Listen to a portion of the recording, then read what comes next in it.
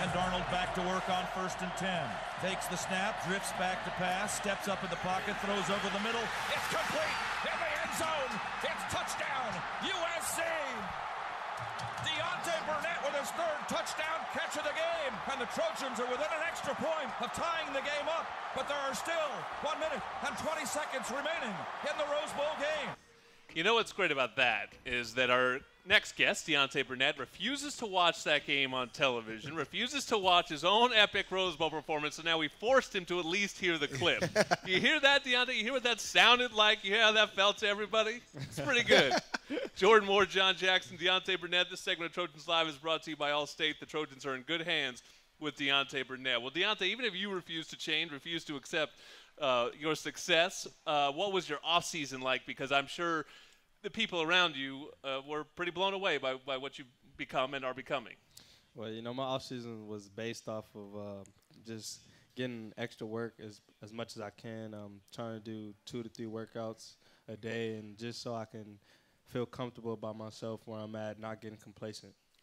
And along with that, I mean, yes, obviously you put the work in, but also your attitude and your role has changed, because now people look at you now to make plays. Last time, a year ago, they were just hoping to get on the field. Now, they look for you to make plays and lead. How much has that changed your preparation and even your attitude towards the game on Saturday, knowing that your role has changed?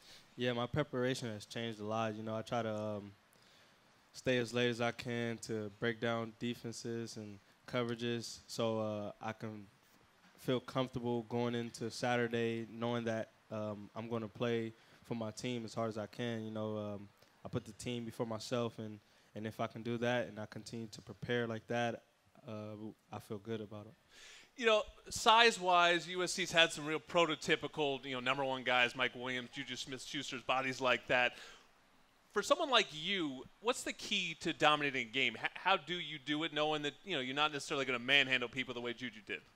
Well, just getting in the film room, seeing different spots that I can work off of, and just treating my body, during the week, getting as much rehab as I can, and ice tub, hot tub, and stuff like that, I noticed that when the game started, you weren't targeted at the beginning of the game, and then all of a sudden you and Sam sort of got in a rhythm.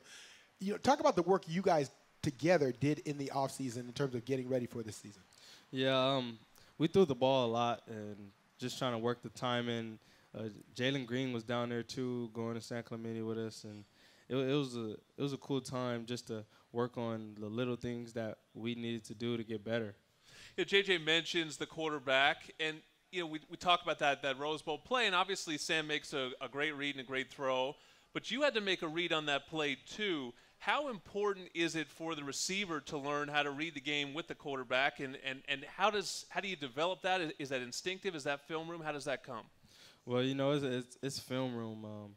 Just being in that position, knowing what the quarterback is thinking as well, and Sam, he's a great quarterback, and he's an anticipator, so he anticipated, and we were both on the same page. What I wanted to be my first question, we were talking about it before you came on air.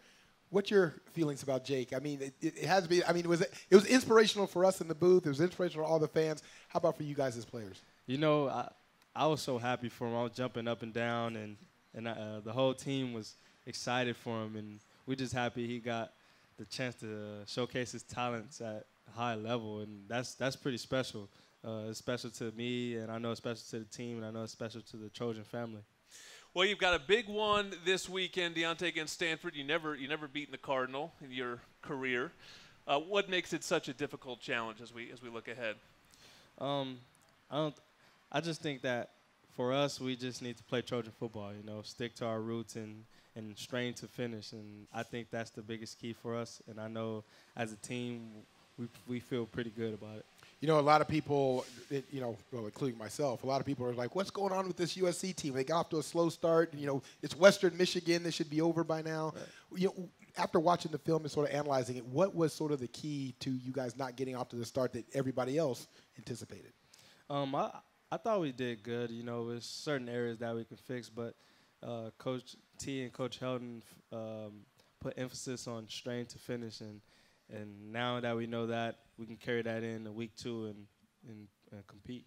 And this is, a 10-game winning streak you guys are on that has carried over. And what I've noticed is that it wasn't going great, but there didn't seem to be a lot of panic in that game.